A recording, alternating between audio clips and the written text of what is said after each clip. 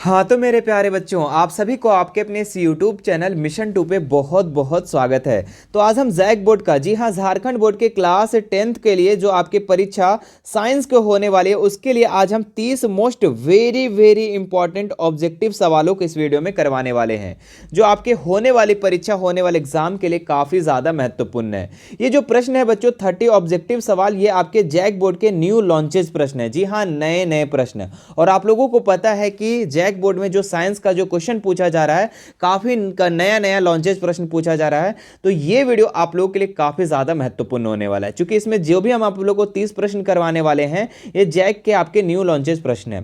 तो आइए शुरू करते हैं मेरे बच्चे। आप इस वीडियो को पूरा अंत तक देखिएगा और ये 30 प्रश्न को अच्छे से देख लीजिएगा।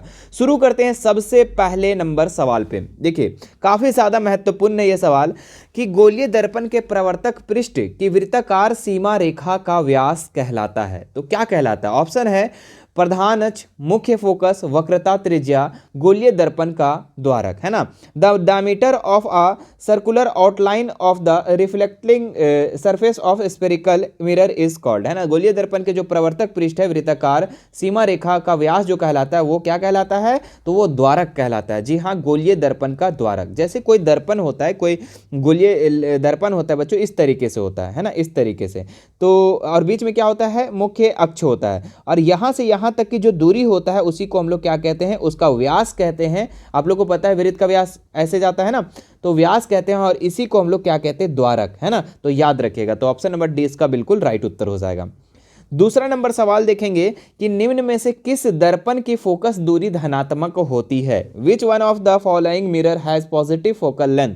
किसका फोकल लेंथ जो होता है, फोकस दूरी जो होता है, वो धनात्मक होता है? तो ऑप्शन है उत्तल दर्पण, अवतल दर्पण, समतल दर्पण, या फिर इनमें से कोई नहीं। तो इसका जो राइट उत्तर हो जाएगा उत्तल दर्पण। जी हाँ, उत्तल दर्पण का जो फोकस दूरी होता है वो धनात्मक होता है, पॉजिटिव होता है ना, कन्वेक्स मिरर में। और कनकेव यानी अवतल दर्पण में जो होता है, ये भी याद रखेंगे, इसमें ऋणात्मक होता है, माइनस होता है। तो आपको धनात्मक पूछा है, तो उत्तल दर्पण इसका बिल्कुल राइट उत्तर हो जाएगा। अगला सवाल देखते हैं, किस वर्ण का तरंग दैर्घ्य सबसे बड़ा है ना। तो ऑप्शन है लाल, नीला, पीला, बैंगनी, है ना। यहाँ पे आपको पूछ रहा है कि which colour has the largest wave length, है ना। किसका जो किस रंग का जो तरंग दैर्घ्य है सबसे ज्यादा है, सबसे बड़ा है? तो जी हाँ, रेड का, है ना। लाल का जो है सबसे ज्यादा तरंग दैर्घ्य है। तो ऑप्शन नंबर ए इसका बिल्कुल राइट उत्तर हो जाएगा। अगला सवाल देखते हैं। ये भी सवाल जो है काफी फेमस है और कई बार आपके जैक बोर्ड में पूछा भी गया है ना। ये आपके पुराने प्रश्न से है। किसी वस्तु का प्रतिबिंब आंख के किस भाग पर पड़ता है ना, किस भाग पर पड़ता है? तो रेटिना पर, पुतली पर, कॉर्निया पर, या फिर आइरिस पर। तो किसी वस्तु का प्रतिबिंब आंख के किस भाग पर पड़ता है? इंग्लिश में देखेंगे, on which part of the eye the image of an object false.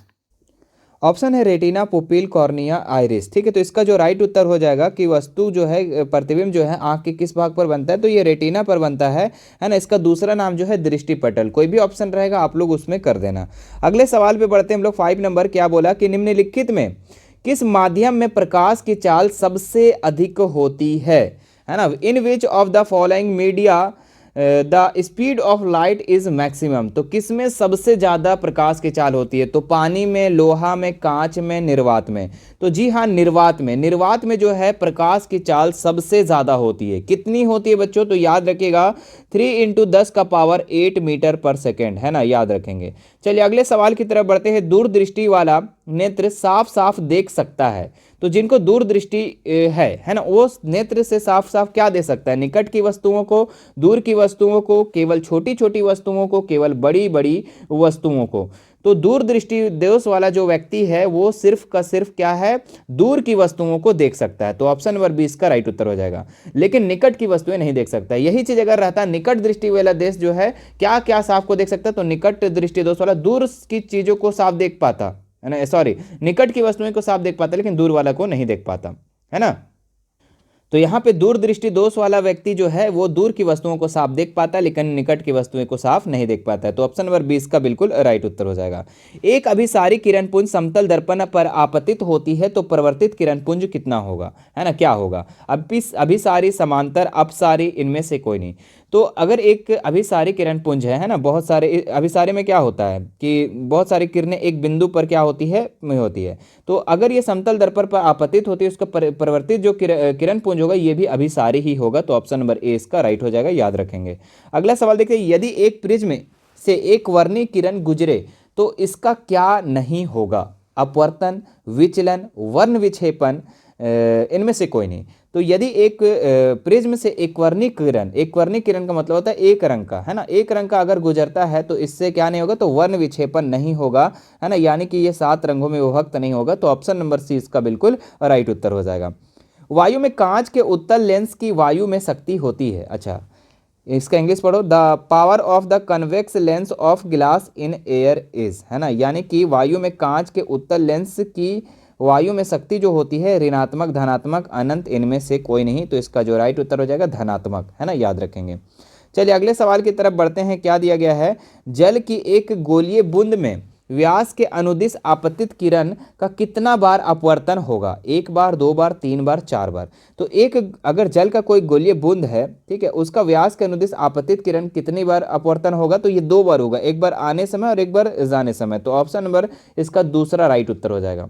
चलिए अगला सवाल देखते हैं हम लोग। क्या दिया है? स्विच लगाए जाते हैं भू योजित तार में, ठंडे तार में, गर्म तार में, इनमें से सभी, है ना। स्विचेज आर कनेक्टेड इन, है ना, किस में कनेक्ट किया जाता है? अर्थ वायर में, कोल्ड वायर में, हॉट वायर में, या फिर ऑल ऑफ दिस। तो इसका जो राइट उत्तर हो जाएगा गर्म तार में। जी हाँ, स्विच जो लगाए जाते हैं गर्म तार में लगाए जाते हैं। जूल बटा कुलॉम क्या कहलाता है? जी हाँ, जूल बटा जे बटा सी क्या कहलाता है? तो वोल्ट कहलाता है। तो ऑप्शन नंबर इसका डी जो हो जाएगा बिल्कुल राइट उत्तर हो जाएगा, याद रखेंगे। चलिए अगले सवाल की तरफ बढ़ते हैं मेरे बच्चे, कि चुंबकीय क्षेत्र का एसआई मात्रक होता है। तो टेस्ला, फैराडे, वेबर, इनमें से कोई नहीं। तो चुंबकीय क्षेत्र का जो मात्रक होता है वो टेस्ला होता है ना। The SI unit of magnetic field is, है ना, तो इसका जो मैग्नेटिक फील्ड का जो एसआई मात्रक होता है वो टेस्ला होता है। ऑप्शन नंबर ए इसका राइट उत्तर हो जाएगा। विद्युत घंटी विद्युत धारा के किस प्रभाव पर कार्य करता है? उसमें चुंबक प्रभाव पर, रासायनिक प्रभाव पर, चुंबकीय प्रभाव पर, इनमें से कोई नहीं। तो विद्युत घंटी विद्युत धारा के किस प्रभाव पर कार्य करता है? तो चुंबकीय प्रभाव पर कार्य करता है। तो ऑप्शन नंबर सी इसका बिल्कुल राइट उत्तर हो जाएगा। डायनमो बदलता है, डायनमो जो है किस में बदलता है? ध्वनि ऊर्जा को विद्युत ऊर्जा में, यांत्रिक ऊर्जा को विद्युत ऊर्जा में, है ना, विद्युत ऊर्जा को ध्वनि ऊर्जा में, विद्युत ऊर्जा को यांत्रिक ऊर्जा में। देखिए डायनमो क्या होता है बच्चों? डायनमो जिसमें जनरेटर, है ना, जनरेटर जो होता है उसमें क्या होता है कि यांत्रिक ऊर्जा से विद्युत ऊर्जा में चेंज होता है। बोले सर ये क्या होता है? देखो जनरेटर में ध्यान दीजिएगा, जनरेटर आप लोग देखे भी होंगे, जनरेटर नहीं लिखा है, जनरेटर। तो जनरेटर भी आप लोग देखे होंगे कि जब क्या किया जाता है, इंजन से उस डायनमो को गोल गोल गोल गोल गोल गोल घुमाया जाता है तो क्या होता है? इधर से विद्युत धारा निकलता है। जी हाँ, इधर से करंट उत्पन्न होता है, यही ना होता है। देखो डायनमो का, देखो आप लोग का जो मशीन होता है, जो जनरेटर होता है, उसी के आगे डायनमो लगा होता है। इंजन का काम होता है इसको गोल गोल गोल गोल गोल गोल गोल घुमाना और इधर से करंट पैदा करना, यही काम होता है। तो ये क्या होता है? यांत्रिक ऊर्जा से विद्युत ऊर्जा में करता है। जी हाँ, गोल गोल घूमते हुए से क्या करता है? ये विद्युत ऊर्जा में चेंज करता है। तो ऑप्शन नंबर 20 का बिल्कुल राइट उत्तर हो जाएगा। एक होता है बच्चों मोटर। जी हाँ, मोटर, जैसे कि आपका घर में जो मिक्सी हो गया, मोटर हो गया जो पानी चढ़ाते हैं, और समरसेबल हो गया, और क्या है इधर जेट पंप हो गया, ये सारे क्या है? मोटर में आ जाएगा। पंखा हो गया, ये सारे मोटर में आ जाएगा। तो मोटर क्या करता है? तो मोटर जो है ना, ये विद्युत ऊर्जा को यांत्रिक ऊर्जा में चेंज करता है। विद्युत ऊर्जा को यांत्रिक ऊर्जा कैसे?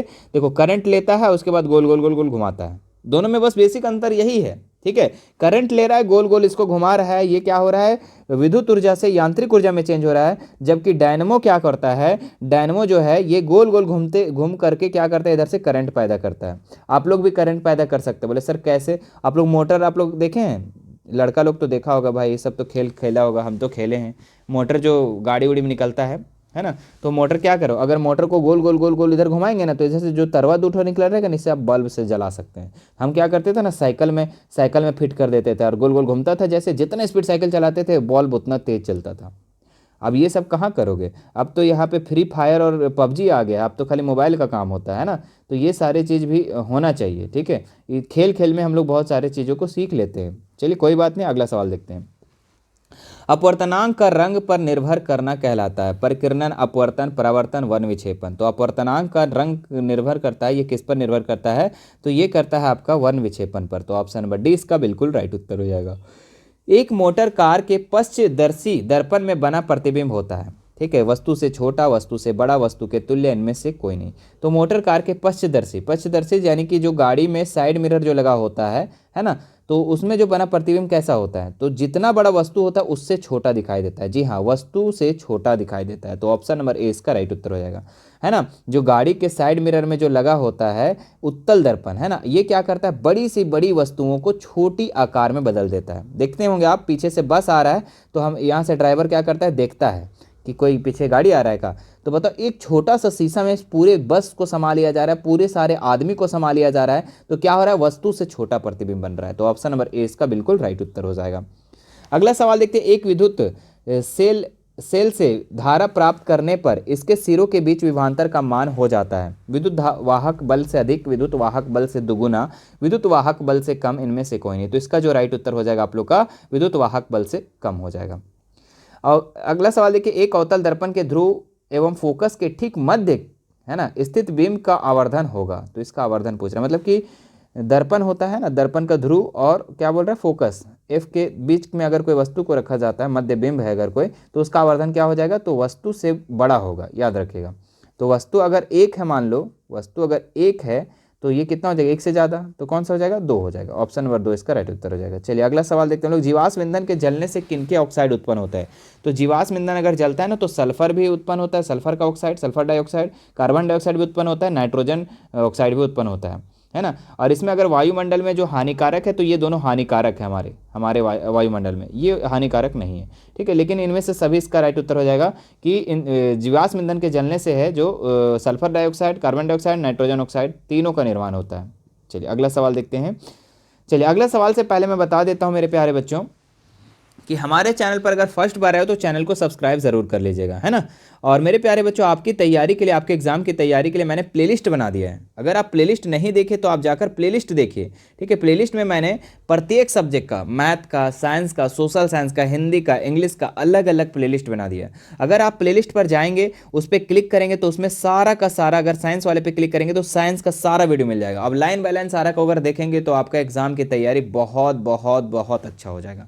ठीक है, इसलिए आप लोग प्लेलिस्ट चेक करना देख लीजिएगा। अगर नहीं आता तो नीचे कमेंट कीजिए, मैं उसको भी बता दूंगा अगले वीडियो में। ठीक है, चलिए अगले सवाल पे आते हैं हम लोग 21 नंबर पे। विद्युत प्रतिरोधकता का एसआई मात्रक है ओम मीटर, ओम, ओम बटा मीटर, ओम बटा वोल्ट मीटर। तो विद्युत प्रतिरोधकता का जो एसआई मात्रक है वो क्या है, ओम मीटर, है ना। The SI unit of electrical resistivity, है ना। तो ये इसका हो जाएगा आपका ओम मीटर। अगला सवाल देखते हैं, चुंबकीय फ्लक्स में परिवर्तन की दर का एसआई मात्रक क्या है, वाट, जूल, वेबर, वोल्ट। तो चुंबकीय फ्लक्स का तो मात्रक वेबर है, लेकिन चुंबकीय फ्लक्स में परिवर्तन की दर का मात्रक जो है वो वोल्ट हो जाएगा। तो ऑप्शन नंबर डी इसका राइट उत्तर हो जाएगा। याद रखिएगा, चुंबकीय फ्लक्स का सिर्फ पूछेगा तो वेबर बोलना, अगर बोलेगा चुंबकीय फ्लक्स में परिवर्तन की दर का एसआई मात्रक, तब आप उसको वोल्ट बोल देना। क्लियर है। समांग माध्यम से प्रकाश गमन करता है, तो समांग माध्यम से प्रकाश जो गमन करता है वो एक सरल रेखा में गमन करता है। तो ऑप्शन नंबर डी इसका राइट उत्तर हो जाएगा। अगले सवाल पे आते हैं हम लोग, यदि एक प्रिज्म से एक वर्णिक किरण गुजरे तो इसका क्या नहीं होगा, वर्ण विक्षेपण, विचलन, अपवर्तन, इनमें से कोई नहीं। तो यदि एक प्रिज्म एक वर्णिक किरण से गुजरे तो इसमें क्या नहीं होगा, तो इसमें जो है ना ये आपका वर्ण विक्षेपण नहीं होगा। ये आप लोग ऊपर भी तो बता चुके थे जी। प्रत्येक इलेक्ट्रॉन पर ऋणात्मक आवेश होता है, तो क्या आवेश होता है, वन, तो ऋणात्मक आवेश। देखिए 4 ऑप्शन दिया हुआ है, आप लोग जल्दी से बताइए कौन सा आंसर होगा। जी हाँ, option number C, option number C इसका बिल्कुल राइट उत्तर हो जाएगा। 1.6 × 10⁻⁻19 कूलॉम, है ना, ऋणात्मक में। एक घोल लिटमस नीले लिटमस को लाल कर देता है, घोल का पीएच मान क्या होगा, 2, 9, 7, 10, है ना। तो इसमें आपको पूछ रहा है कि एक घोल क्या कर रहा है, नीला को लाल कर देना। नीला को लाल कौन करता है, तो अम्ल करता है, और अम्ल का पीएच मान क्या होगा, तो 7 से कम होगा। अब देखिए 7 से कम कहाँ पर है मेरे बच्चा, तो 7 से कम नहीं देखें तो ऑप्शन नंबर ए में, तो ऑप्शन नंबर ए इसका बिल्कुल राइट उत्तर हो जाएगा। अगला सवाल देखते हैं हम लोग, लोहे की परमाणु संख्या कितनी है ना, 23, 26, 25, 24। तो लोहे की परमाणु संख्या जो है वो कितना है, 26 है, याद रखेंगे, 27 का। चलिए अगला सवाल देखते हैं हम लोग, सल्फर परमाणु के बाह्यतम कक्षा में इलेक्ट्रॉनों की संख्या कितनी होती है। तो सबसे पहले जानो कि सल्फर की जो है परमाणु संख्या कितना होता है, तो जल्दी से बताएंगे, सल्फर की परमाणु संख्या कितना होता है, 16 होता है ना, 16 इसका। अब इसका अगर हम इलेक्ट्रॉनिक विन्यास करें तो 2 पहला घर में, दूसरा घर में 8 और तीसरा घर में आपका 6 हो जाएगा। इसमें क्या पूछ रहा है, बाह्यतम कक्षा में, है ना, बाह्यतम कक्षा में, तो बाह्यतम कक्षा में कितना है 6 है, तो 6 इलेक्ट्रॉन हो जाएगा। ऑप्शन नंबर सी इसका बिल्कुल बिल्कुल राइट उत्तर हो जाएगा। चलिए अब 2 सवाल और बचे हुए हैं, और 2 सवाल को करने से पहले मैं बता देता हूं बच्चों कि हमारा जो है लाइव क्लास जो है 7 बजे डेली चलता है, 7 से 7:30, कभी 7:15 में चलता है। ठीक है, हमारे मिशन 2 चैनल पर आप लोग जुड़ने का प्रयास करेंगे। ठीक है, मैं दे दूंगा लिंक, है ना, तो उससे भी आप लोग जुड़ने का प्रयास करेंगे, या फिर हमारे चैनल को आप सब्सक्राइब कर लीजिए। ठीक है, तब और बेल आइकन को दबा लीजिए, जैसे ही लाइव सेशन स्टार्ट होता है तो आपको नोटिफिकेशन मिल जाएगा, है ना। 7:10 में, 7:15 में, 7:30 तक, इस तरीके से होता है जैसा टाइम रहा, है ना। चलिए, इससे पहले 9th का लाइव होता है, 9th का लाइव जैसे खत्म होता है तो 10th का स्टार्ट हो जाता है, इसलिए आप लोग 7 से 8 के बीच में आप रेडी रहेंगे, कभी भी आप लोग का लाइव क्लास स्टार्ट होगा, इसलिए चैनल को सब्सक्राइब करके बेल आइकन को जरूर दबा लेंगे। ठीक है, चलिए कितने लोग लाइव में जुड़ते हैं एक बार नीचे कमेंट करेंगे। एल्युमिनियम पर मोटी ऑक्साइड की परत बनाने की प्रक्रिया कहलाती है जस्तीकरण, एनोडीकरण, समृद्धिकरण, इनमें से कोई नहीं। तो जी हाँ, एनोडीकरण कहलाता है। वो क्या कहलाता है? एनोडीकरण। नेक्स्ट सवाल देखते हैं, कौन सा कार्बन यौगिक सबसे अधिक अभिक्रियाशील है? तो देखिए CH4 नहीं, CH4 तो ये तो आपका एल्केन वाले समूह का है, ये इसमें तो एकल यौगिक होता है, तो ये तो उतना भी क्रियाशील नहीं होगा। C2H6 ये भी आपका एल्केन वाले समूह, 2 दूनी 4 6, हाँ ठीक है, ये भी एल्केन का समूह है, तो ये भी आपका क्या है, एकल आबंध होता है, तो ये भी उतना ज़्यादा अभिक्रियाशील नहीं है। ये देखें अगर C2H4, तो ये आपका क्या है, एथीन का सूत्र है ये। ठीक है, एथीन का, और एथीन का सूत्र है, इसमें डबल बॉन्ड लगता है, तो ये क्या हो जाएगा, ये जो हो जाएगा ये सबसे ज़्यादा अभिक्रियाशील होगा। बाकी 3 दूनी 6 2 8, ये भी आपका एल्केन वाले समूह का है ना, ये आपका एल्केन वाले समूह का है, तो ये आपका उत्तर नहीं होगा, है ना, ये प्रोपेन का सूत्र है। चलिए, तो ये आपका राइट उत्तर क्या हो जाएगा, सी नंबर। तो ये था बच्चों आप लोग का 1 से लेकर 30 तक का सवाल मैंने जो करवा दिया। और भी इसी तरीके का नया नया क्वेश्चन चाहिए तो आप हमारे नीचे कमेंट कीजिएगा। आपको साइंस के बहुत सारे मैंने और भी क्वेश्चन यहाँ पे ला कर रखा हूँ, सारा का सारा मैं आप लोगों को करवा दूंगा। चलिए फिर आप लोगों से मिलते हैं नेक्स्ट वीडियो में। और इस वीडियो को क्या करना है, ज़्यादा से ज़्यादा शेयर कर देना है, जो भी आपके मित्र होंगे, सहपाठी होंगे, जो क्लास 10th की तैयारी करेंगे उन्हें भी। और लाइव सेशन में आप लोग जुड़ने का प्रयास कीजिए, 7 से 8 के 7 साढ़े 7 बजे कभी कभी स्टार्ट होता है, तो आप लोग ध्यान रखेंगे और जुड़ने का प्रयास करेंगे। और हमारा व्हाट्सअप चैनल का लिंक भी डिस्क्रिप्शन में दिया हुआ, हमारा व्हाट्सअप ग्रुप का भी लिंक दिया हुआ, हमारा एप्लीकेशन का भी लिंक दिया हुआ है, और हमारा टेलीग्राम का भी लिंक दिया हुआ है। जितने भी सोशल मीडिया है लगभग लिंक दिया हुआ है, आप जाकर ज्वाइन कर सकते हैं। ठीक है, फिर मिलते हैं मेरे बच्चे नेक्स्ट वीडियो में। Thank you so much.